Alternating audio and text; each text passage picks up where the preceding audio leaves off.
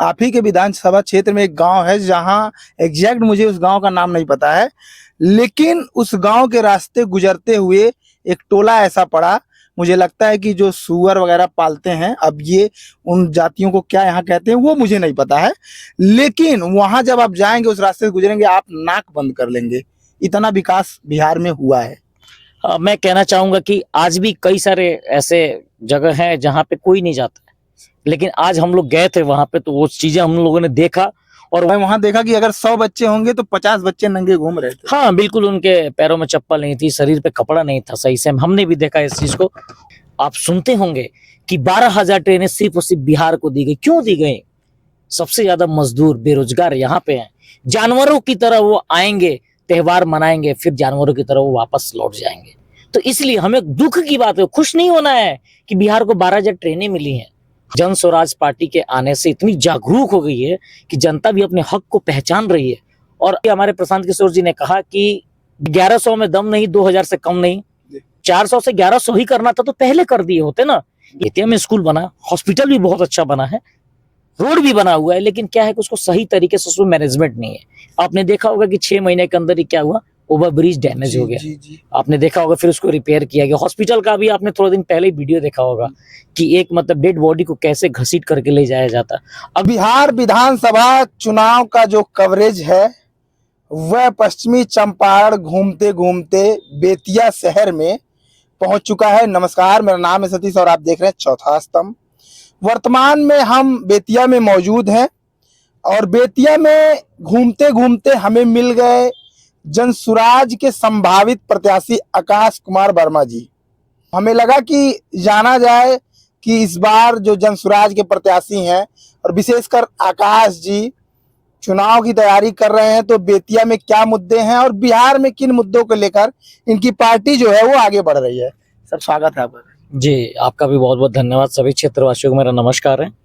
आकाश जी, आप लोग चुनावी तैयारी जोर शोर से कर रहे हैं और संभवतः जनसुराज बिहार में तीसरा विकल्प बन के उभर रहा है, ऐसा मीडिया में हो या पब्लिक से बात करने पर पता चल रहा है। तो आप बेतिया से संभावित प्रत्याशी हैं, क्या मुद्दे हैं, किन मुद्दों को लेकर आप लोग आगे बढ़ रहे हैं? देखिए, सबसे पहले तो मैं कहूंगा कि मैं युवा हूँ, तो युवाओं पे आज तक कोई बात नहीं किया बेतिया में। आपने कई सारे इससे पहले जो भी रहे हैं, चाहे वो सांसद जी हो, चाहे हमारे विधायक जी हो, कोई युवाओं की बात नहीं करता है। लेकिन मैं सबसे पहले युवाओं पर फोकस कर रहा हूँ, क्योंकि अगर हमारे युवा अच्छे होंगे तो जाहिर सी बात है बिहार का फ्यूचर अच्छा होगा। आप बात हो रही है पलायन रोकने की, तो पलायन रोकने की किसके लिए बात हो रही है? युवाओं के लिए हो रही है। अगर यहीं पे सही सुविधाएं होंगी तो लोग पलायन नहीं करेंगे। आप सुनते होंगे कि 12,000 ट्रेनें सिर्फ और सिर्फ बिहार को दी गई। क्यों दी गई? सबसे ज्यादा मजदूर बेरोजगार यहाँ पे हैं। जानवरों की तरह वो आएंगे, त्योहार मनाएंगे, फिर जानवरों की तरह वो वापस लौट जाएंगे। तो इसलिए हमें दुख की बात है, खुश नहीं होना है कि बिहार को 12,000 ट्रेनें मिली हैं। हमें दुख होना चाहिए इस बात का, बिल्कुल। लेकिन जो पार्टियां, जो सरकारें कहीं ना कहीं ट्रेनें दे रही हैं, वो तो अलग तरीके से अपना पीठ थपथपा रही हैं। हाँ, वो प्रमोट कर रही हैं, जनता को बेवकूफ बना रही हैं, उनको गुमराह कर रही हैं। लेकिन जनता भी इस बार जन स्वराज पार्टी के आने से इतनी जागरूक हो गई है कि जनता भी अपने हक को पहचान रही है। और आपने देखा होगा कि इतना सियासी मामला कभी भी गर्म नहीं था जितना इस बार कांटे का टक्कर होने वाला है, क्योंकि जनता इस बार तैयार है, बदलाव करना चाहती है। हम लोग दिन प्रतिदिन घूम रहे हैं तो जनता अपनी बोल रही है कि इस बार तो बदलना है, क्योंकि बदलाव अब जरूरी हो गया है। आकाश जी, आप बेतिया से लड़ रहे हैं और बेतिया शहर है, हॉट सीट में आ रही है भी, तो आपके क्या मुद्दे हैं, किन लोकल मुद्दों को लेकर आप पब्लिक के बीच में जा रहे हैं? देखिए, सबसे पहले 2-3 मुद्दे तो बहुत ही हैं कि ये इसको नकारा नहीं जा सकता है कि स्कूल नहीं बना। स्कूल बना, बेतिया में स्कूल बना, हॉस्पिटल भी बहुत अच्छा बना है, रोड भी बना हुआ है, लेकिन क्या है कि उसको सही तरीके से उसमें मैनेजमेंट नहीं है। आपने देखा होगा कि 6 महीने के अंदर ही क्या हुआ, ओवर ब्रिज डैमेज हो गया। जी। आपने देखा होगा, फिर उसको रिपेयर किया गया। हॉस्पिटल का भी आपने थोड़े दिन पहले वीडियो देखा होगा कि एक मतलब डेड बॉडी को कैसे घसीट करके ले जाया जाता। अगर ये चीजें उनको बताई गई होती, जो स्टाफ थे, कि अगर काश ये आपके परिवार के सदस्य होते तो आप उनके साथ ऐसा बर्ताव करते नहीं। कहीं ना कहीं वहां पे मैनेजमेंट, सीसीटीवी कैमरा है, मैनेजमेंट भी देख रही होगी इस चीज को, लेकिन उन लोगों ने क्यों नहीं रोका? तो बनी हुई है, स्कूलें भी बनी हुई है, हॉस्पिटल भी बना, रोड बना हुआ, लेकिन सही तरीके से नहीं है। जन स्वराज की सरकार आएगी तो बहुत ही अच्छे तरीके से मैनेजमेंट किया जाएगा। यानी आप अपनी जो चुनावी कारवां है उसको को जोड़ रहे हैं जो स्कूल में समस्याएं हैं। स्कूल में समस्याएं हैं, हॉस्पिटल में समस्याएं हैं। अभी हम देख रहे हैं, अभी हम चौकटी, आज हमारा यात्रा निकला हुआ था, बिहार बदलाव रैली निकली हुई थी, तो उसमें देखा कि अभी तक कई सारे ऐसे रोड है जो नहीं बने हुए हैं। हम लोग को मतलब घूमने में बहुत परेशानियां हो रही हैं। तो ये सारी चीजें, सारे मुद्दे हैं। हम लोग से कह रहे थे कि इस बार जैसे आज तक हम दूसरे को वोट देते थे, इस बार जन स्वराज को वोट एक बार मौका दे करके देखते हैं कि जन स्वराज इस बार हमारे लिए क्या करे। बहुत उम्मीदें हैं। एक बच्चा ये झंडा हमारा देख करके पहचान जाता है कि जन स्वराज, खुद बोलता है बच्चा। एक समय आया था 2014 में कि लोग बोलते थे, किसी का नारा लिया करते थे, लेकिन आज वो समय आ चुका है कि एक एक बच्चा से लेके गांव का जनता बोल रहा है कि जन स्वराज, जन स्वराज। विरोधी तो ये भी आरोप लगा सकते हैं ना कि पैसा दे के भीड़ इकट्ठा कर रही है जन स्वराज। देखिए, इतना कम समय में इतनी भीड़ इकट्ठा, देखिए विरोधियों लोगों को मौका चाहिए कि कैसे उनको बदनाम किया जा सके, लेकिन जनता इस बार जानती ग्राउंड रियलिटी क्या है। आप कई सारे लोग तो हम लोग का नकल कर रहे हैं। अगर आपको पहले ही ये काम करना था तो पहले प्रशांत किशोर जी से पहले करना चाहिए था। 400 से 1100 बिल्कुल। अभी देखिए, जैसे ही हमारे प्रशांत किशोर जी ने कहा कि 1100 में दम नहीं, 2000 से कम नहीं, ऐसा बात हुआ था। अगर उनको 400 से 1100 ही करना था तो पहले कर दिए होते ना। लेकिन अभी चुनाव के टाइम में देखे कई सारे मतलब लुभावने स्कीम्स आ रही हैं कि महिलाओं को 10,000 दिए जा रहा है, बिहार को 12,000 ट्रेन दिया जा रहा है। इस तरह की कई सारी लुभावनाएं आप दी जा रही हैं लोगों को। लेकिन लोग इस बार बहुत जागरूक हो चुके हैं। लोग इस बार भ्रम में नहीं आने वाले, भ्रमित नहीं होंगे लोग। हमें पूरा उम्मीद है कि जो उनके पास तीसरा ऑप्शन है जन स्वराज का, इस बार पूरा उन लोग इस्तेमाल करके और जन स्वराज की सरकार बनाएंगे बेतिया में। यहाँ की जो वर्तमान विधायक हैं, बीजेपी से हैं, रेणु देवी, आपके अनुसार उनका कार्यकाल कैसा है और क्या कमियां रह गई? देखिए, किसी भी प्रत्याशी को, चाहे मैं हूं चाहे कोई भी हो, कभी भी ये नहीं सोचना चाहिए कि हमें जनता ने चुना है और जनता के लिए चुना है, अपने लिए नहीं चुना है। तो उनको लोगों से मिलने के लिए तो मैंने कभी नहीं देखा। खैर, उनके आवास पे जिसको भी जरूरत पड़ती है जाके मिलते होंगे। लेकिन जन स्वराज एक ऐसी सरकार है कि जनता का ही सरकार है।